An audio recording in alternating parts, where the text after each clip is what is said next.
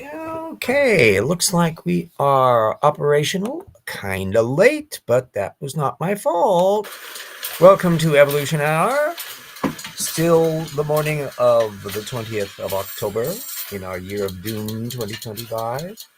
Behold the analog devices from the world that I knew as a young man. And remember, Troubles in Paradise, methodology of creationism, all that stuff available at the website. So, as you may, those of you catching it, we're on a little late. Not my fault. Restream had kind of a burp. It wasn't accessing files, so I couldn't get onto the format, but I let it set for a little bit, and apparently they were updating some of their software because I have a little bit of a different video look on my window here. So I guess that was the circumstance.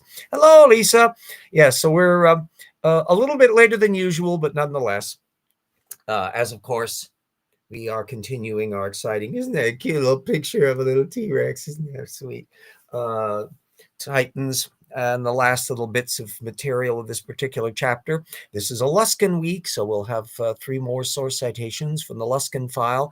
And I'll also give a little report after we're done about the No Kings thing that happened in Spokane, as well as many other places, and how that was going. So it's been a busy weekend. And a friend got married, so we had a wedding with them today, and had a wonderful party and stuff that was going on. So it's been a busy, hectic time all the way around. So first off with our conclusion of chapter 14, which again was a really thin chapter. It ended with a flurry of theological claims about how biblically important the flood is, and which is perfectly fine theologically, blah, blah.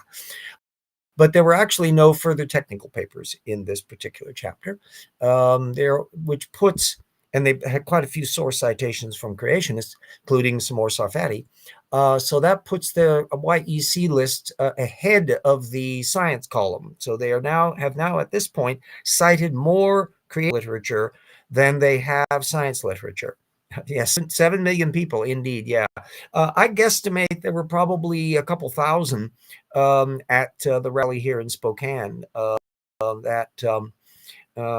It was quite, it was on a local park that has a baseball field and all the rest. And easily, most of the park was filled with people. I think they chose this particular park because it's on our division street, which runs up the main drag, and so there was a great traffic material. The irony of the idea that all of these people here were like paid shills of Joe Soros. Matter of fact, a bunch of people, including me, were joking about. Here's our signs. This is sadly made Joe Soros signs. Our finances from. If I'd love to have my Soros check. I'm still waiting for the NASA shill check as well for believing in the globe Earth. But unfortunately, we actually don't have any connections to any of those things. And therefore, we're actually doing this because we think that Donald Trump is a disgrace to the republic. And certainly the idea that this was we saw an awful lot of veterans down there.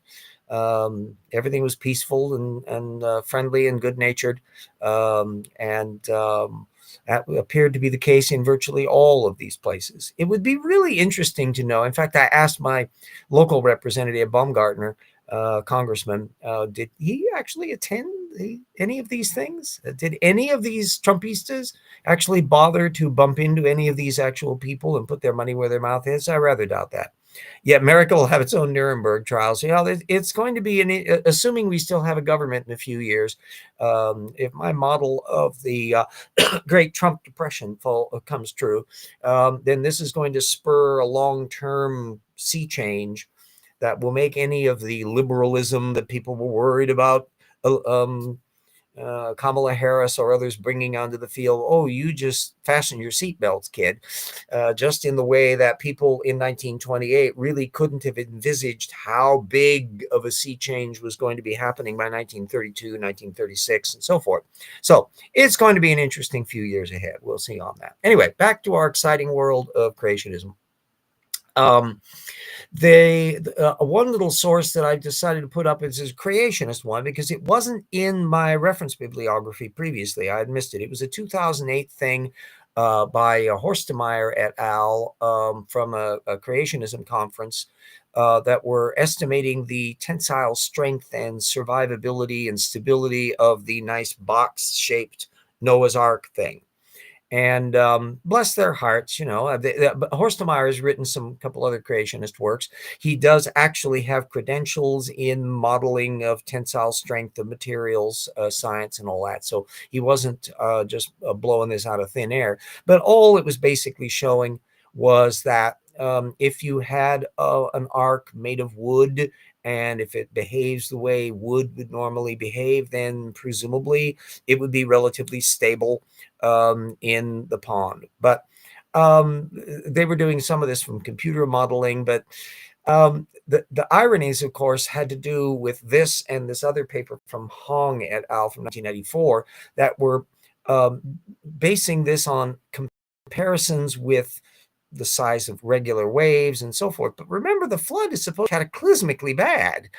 This is not something with just normal tsunamis. This is with constant sloshing around and all of this stuff.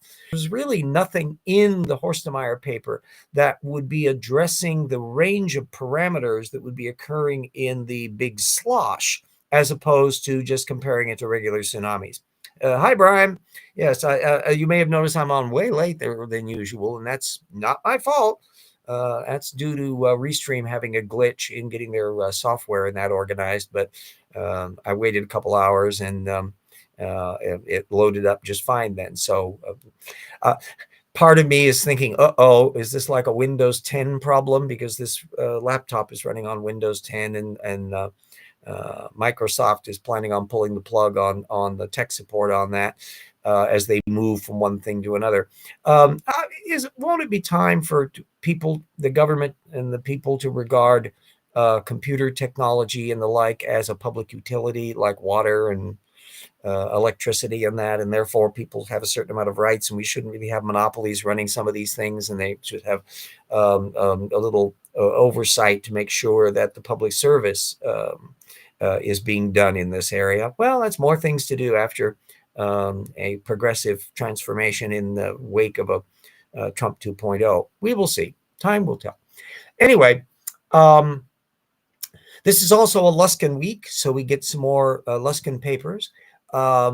Spoiler alert, ain't nothing helping in their case. Two of papers are just on basic work from 2018. Nicolapoulou et al. 2018 is on a transcription factor that can get triggered by viral infection, and ALU plays a kind of an identifying part in that. Duh, we already know that. And Weltner et al. 2018 concerns detection of things by CRISPR tools. Again, ALUs figuring in a way because they easily connect up with stuff, and so they're getting noted and dealt with by these biological systems that kind of pay attention to linchpins. The third paper, however, slams into the theodicy issue, Huang et al. 2019, which is right out at the gate. It's in the bloody abstract, the significance of this thing, where they're investigating the role of, quote, the IWI protein regulates the expression of ALU RNA in retinal pigment epithelial RPE cells, where accumulated ALU RNA leads to macular degeneration. And that oxidative stress in the cell can cause an accumulation of this protein, which in turn leads to more of that ALU stuff. So this is directly relating to a theodicy issue, which if they're going to argue that ALUs are deliberately designed and are all wonderful, nice, non-junk, well, this one directly has a downside and produces a problem right off the bat in this particular area. So did Luskin or any of these other people really bother, other than just flipping past the title, to really deal with what the bloody paper was about? I don't know, because remember, there's no annotations, there's no descriptions. It's just a vomit of source citations, rather than anything really substantive. Wouldn't surprise me that Luskin may not have compiled some of the areas of the list, by the way. This was a bunch that because everything is in willy-nilly, no particular order, no alphabetical order, no chronological order, it's just a kind of mass. I'm thinking that 2 or 3 of these people that were involved in doing this at the Discovery Institute were siphoning off blocks of material that they think were helping their case, and they were just doing citation dumps, and that's why it's in the chaotic order that it is. Yes, Trump is well, certainly there's war crimes issues that are relating, quite independent of whether or not our support of the Israelis in Gaza has fallout. It's also the issue of what's going on with these arbitrary sinking of things in Venezuela. The regime keeps on insisting that they're all drug runners and they found the drugs floating on the sea, et cetera, et cetera. But this is from blither-blathering Donald Trump, who thinks he won the 2020 election and couldn't tell the difference between a Fox video from Portland from 4 or 5 years ago with what's going on now. So is there any real confidence that we can trust the information that's coming out on any of these things unless we have independent sources? And given the fact that people with functioning brain stems in the Defense Department, War Department, are being ousted, it's very problematic indeed. Yes, catching you live again, been a while. Well, it's only because I'm on bloody late because of our little mess with Restream being slow on the uptake and not loading any of the files for a while. I thought, uh-oh. But at least that worked out reasonably well. So I'm sick of every country's politics, right and left. Well, welcome to the 1920s and 30s. Now you get to feel what it was like back in the 1930s, when you had a highly polarized environment between Stalinists on one side and fascist Mussolini, Hitler lovers on the other, and a variety of politicians in various contexts in both of the parties trying to skirt their way around through this, because remember, the Democrats were still running with a bunch of Southern racists in their midst. The Republicans had their old school isolationists that had been a problem for Woodrow Wilson a decade earlier. You had the hangover from the Teapot Dome corruption scandals and the like in the administration, and of course an asleep at the switch quality that was going on. And so when you hit as the administrations really were out of their depth, and you had the situation where people were taking sides on these extreme polarities, that eventually led to things like the House Un-American Activities Committee after the war, where they were settling scores from that direction. And that's where Roy Cohn comes from.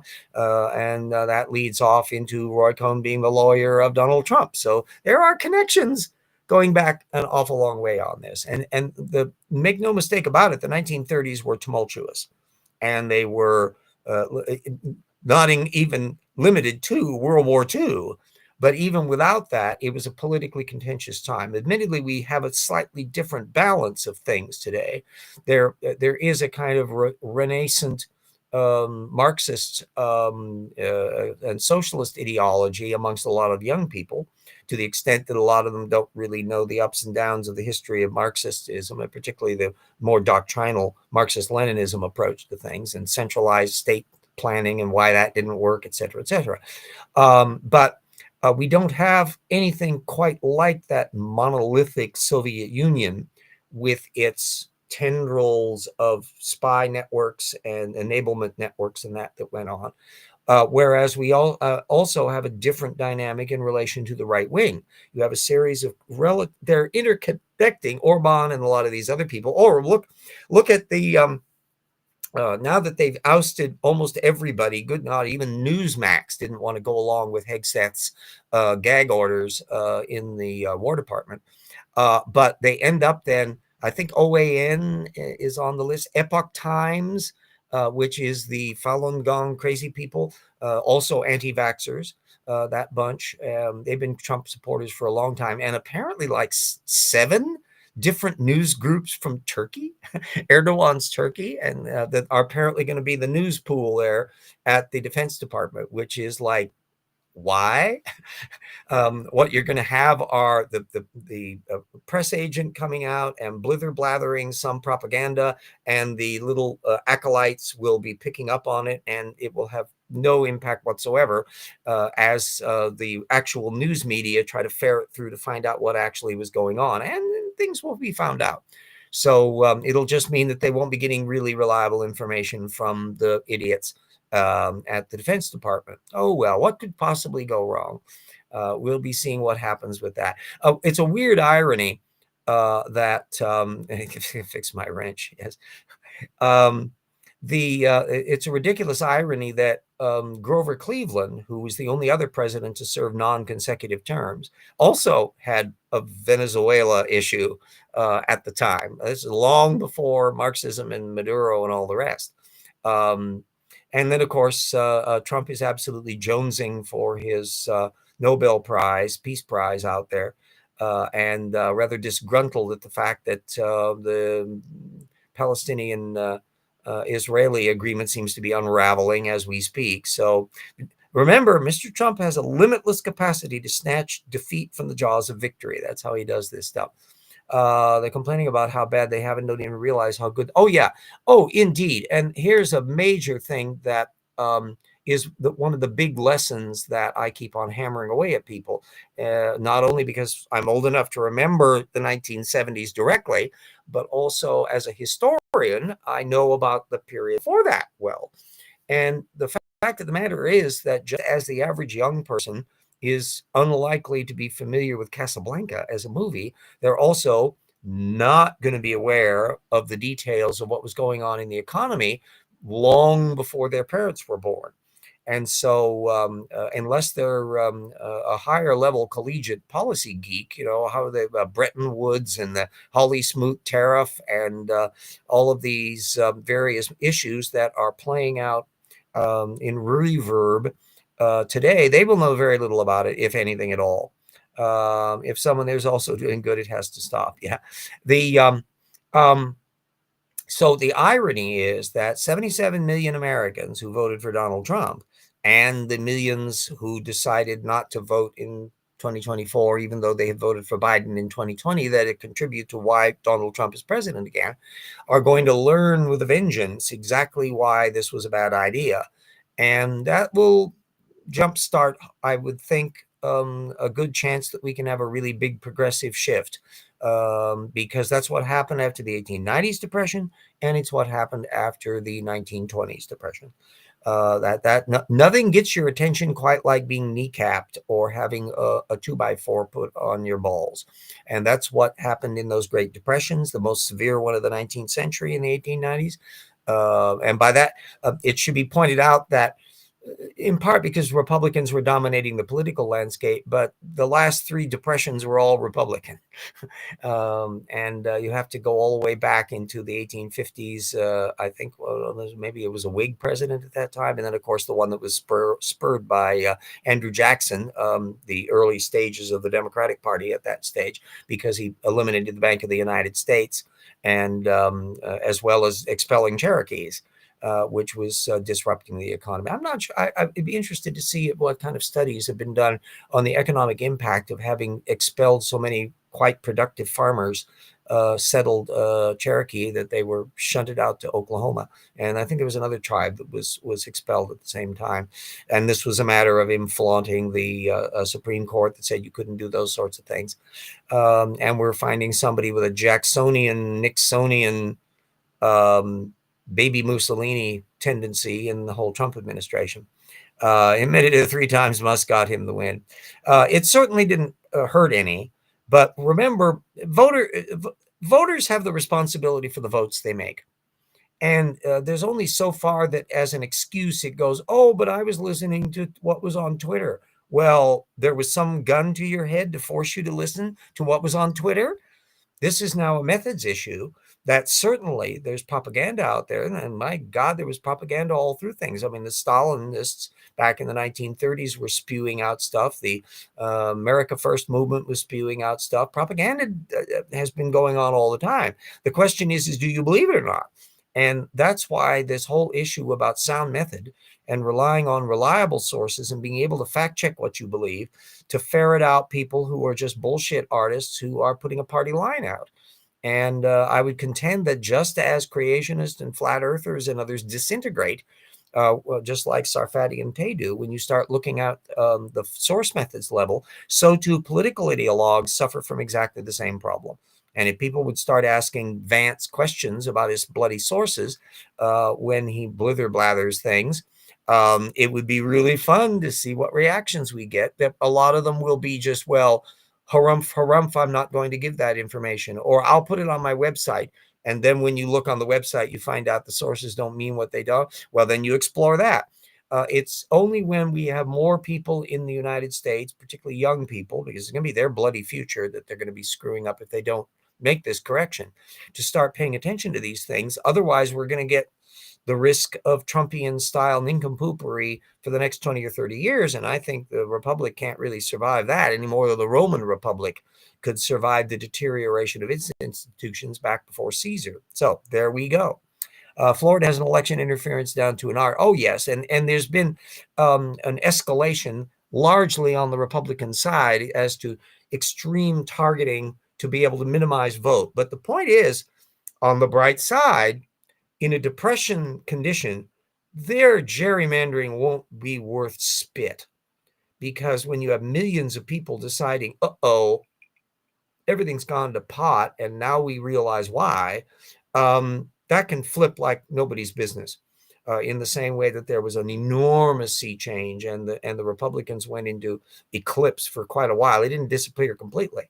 But if Trump manages to outdo Hoover for depression, and good Lord, he's certainly no Hoover intellect wise. Hoover was out of his depth, but Trump comes out of his depth with policies that would have been considered screwball, certainly for the last 80 years. We had learned our lesson with bitter truths by the time you get down to the Reagan era and Clinton times, when a lot of free trade economics and that were coming into play to ameliorate some of this stuff. And you've seen a rise in a lot of things, particularly in the European Union and that, where they have functionally free trade zones.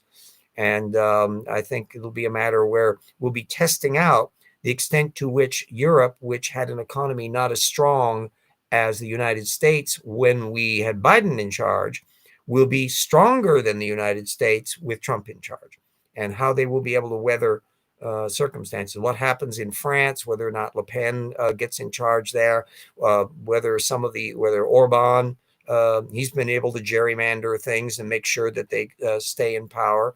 But whether or not that can survive indefinitely, we'll see. It's going to be an interesting experiment that we're going to be undergoing for the next few years, and the fate of the world will depend on it. La-di-da. Anyhow, so there's an awful lot to contend with in this area. Let me make a point of thanking our patrons, without whom things would be more miserable for the old RJ than it would be without that help.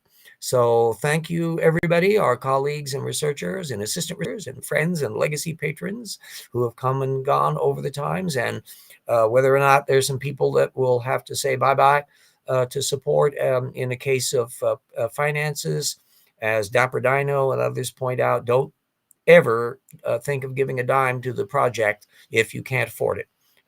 Don't shirk your own individual expenses and all the rest. And in the coming mess that I'm expecting, there may be a lot of hard decisions on that point. Keep your powder dry and look after your own house first. But nonetheless, everybody that has been able to stick with the project, I thank everybody. Government doesn't reopen by November 1st and no food stamps go out. There'll be a lot of people with nothing left to lose, mad as hell. Oh, yeah. And just as you had all that tumult during the Hoover administration, the bonus army, where there was a need to have veterans get their bonuses ahead of schedule because of the Depression, and the Hoover administration wasn't wanting to do that. You had, of course, a tremendous tumult and ongoing racial circumstances because of segregation. And you had, during the Hoover administration, you had an expulsion of migrant Latino farm workers and that, which didn't help get anything better. Of course, the Hawley Smoot tariff was put in after the stock market crash, and it didn't help either. And so we are just a trifecta of things. I'm looking for several bits. Something like 40% of all the current manufacturing infrastructure spending investment in the last year or so has come from just AI, monstrous amount of money, and involving only a couple companies. And so this is a like put your eggs in one basket absurdity that are also colossal energy hogs, which can have problems if it's a matter, if you're in Nebraska or somewhere and it's a choice between the utility keeping people's houses warm in a cold snap or pulling the plug on the energy hog that has got a crypto mine.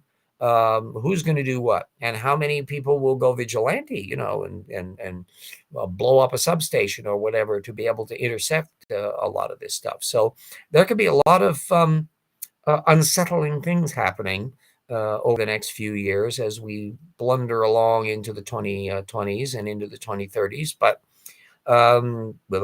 we play our cards right, and people who are level-headed, I know that it's a good sign, the fact that there's a bunch of states on both coasts, including my own, that are basically saying to RFK's dumbhead CDC screw-ups that if they make dumb recommendations, we're just not going to pay attention to them.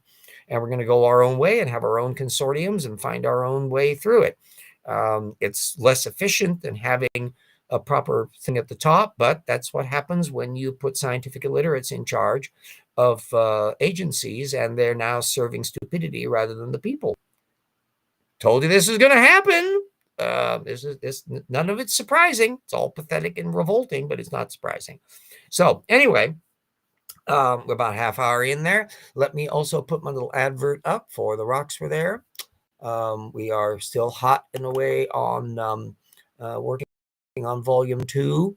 It's also fun because an awful lot of news comes along. There was just some brand cosmology papers that materialized this couple of weeks on finding potential dark matter, dark stars. There's follow-up work on that, which we were already going to be alluding to in Rocks 2, but that's folding that material in. So we want to be as update. Johnson's trying to blame Dems for the show. Well, yes, Johnson is not as proficient at dissembling as J.D. Vance is, but he's a young Earth creationist conspiracy believer. Are we going to expect him to take any position other than that? No, it's annoying to listen to him, but it's entirely expected, entirely unsurprising. Okay, let's get our little commercial up here, and away we go. Boop.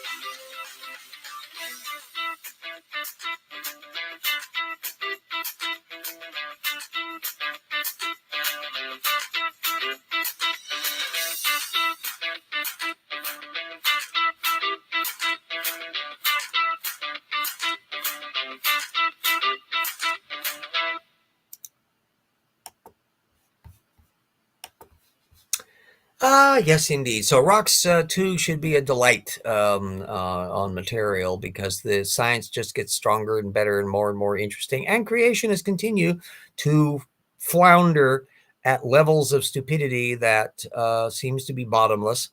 The one curious thing that intrigues me about the Trump administration, it probably stems from the fact that Trump has zero interest in the sciences, is that there's been functionally dead in the water in terms of serious attempts to get creationism in the schools during this administration. I was kind of expecting there to be more activism in that front, but I think the culture camp extremists are way too obsessed with woke and trans issues that it shows you that's kind of the age of the earth and teaching evolution in the schools, although it's still in their little burner category, is kind of way down their priority list of screwball obsessions. So with a little bit of luck and the disintegration of the Trumpista regime over the years ahead, that may never actually occur. The amount of reforms that'll have to be done, some of them involving constitutional amendments to get around the Supreme Court. There's a lot of stuff that'll have to be done. And if there's a broad grassroots shift at state, local, and federal level to where I'm sure there will be some holdover nincompoops that still get elected, but we'll find out what happens if you have enough motivated voters who start really paying attention to source field and start holding politicians to account and refuse to accept blather in lieu of actual. I don't care what a person's policy is. Well, I do care about what their policy, but what I care about is what source data and what evidence led them to the beliefs they do. And if all they're doing is just spewing an ideology and playing rhetoric games, then they're useless as tits on a bowl, as my mother would have said. Trump ain't long for this world. Well, yes, he's well, he could live an awful long time. God, he could live as long as Hoover into his 90s. But the issue that his brain is spiraling down into that dementia land. It's already been little signs of where he kind of forgets who people are. He muddles things together and is cycling around a relatively small set of obsessive drains.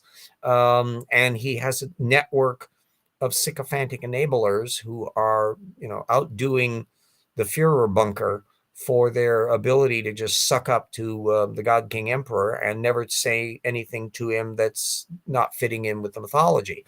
He'll be puttering around, I'm sure, to do that stupid ballroom, which will presumably still be there for future administrations. It'll have to be redecorated because, good Lord, this man has no taste.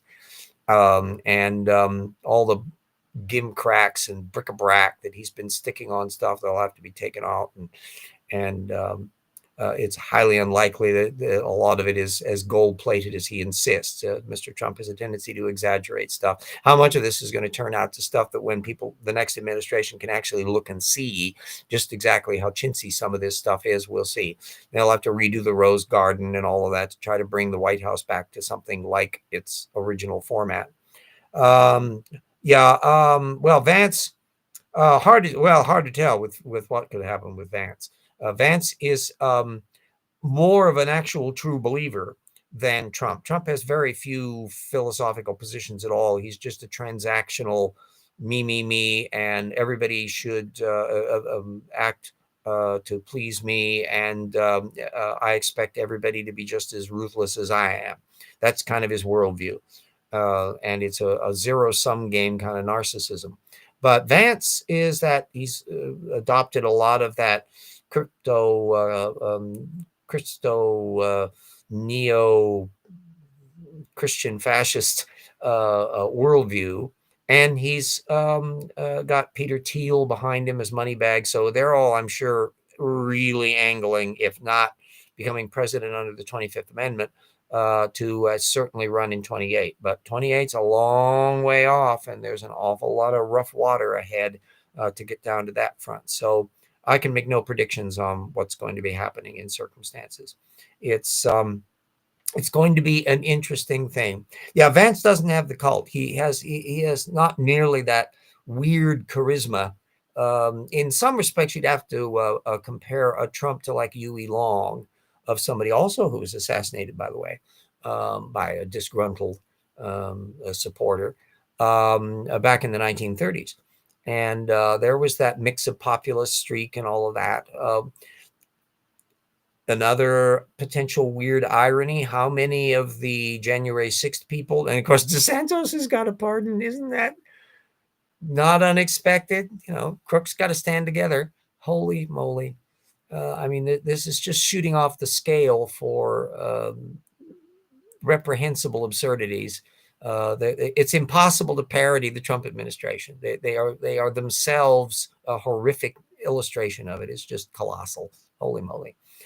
Anyway, it's going to be quite interesting to do. And our one saving grace as a nation is that we don't have a highly federalized federal system.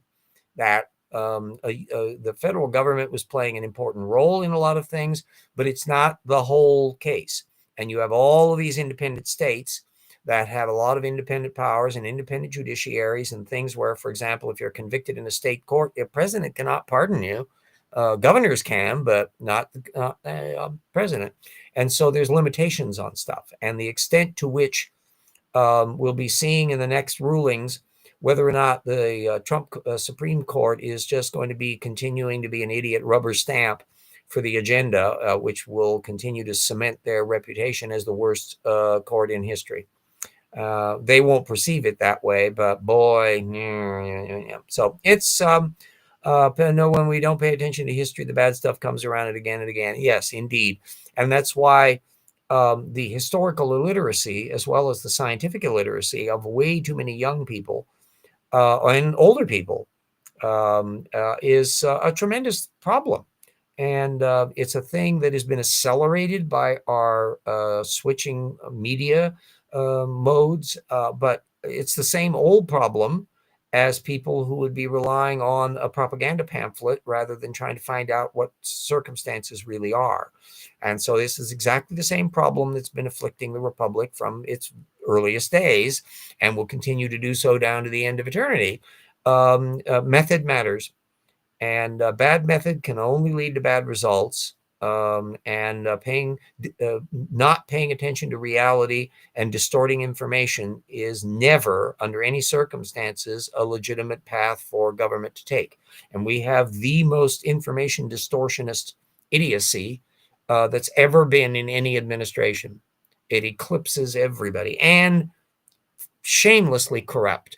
My God, the Harding administration seems like Rebecca of Sunnybrook Farm compared to the Trump 2.0. So grumpy, that's the way I'm at. So anyway,